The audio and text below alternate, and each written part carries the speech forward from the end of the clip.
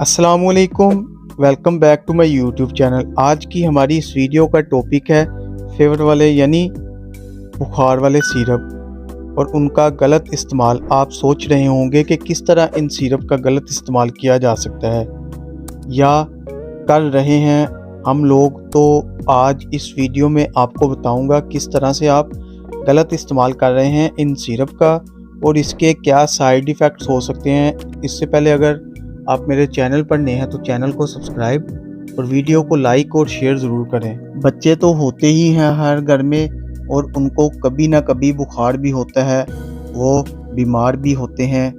Panadol, Febrol, Brufen DS, Calpol मतलब के मुख्तलिफ ब्रांड्स नेम के सिरप आपके घर में मौजूद होते हैं और होने भी चाहिए। जिन घर में बच्चे हैं उन घरों में बुखार के सिरप हर वक्त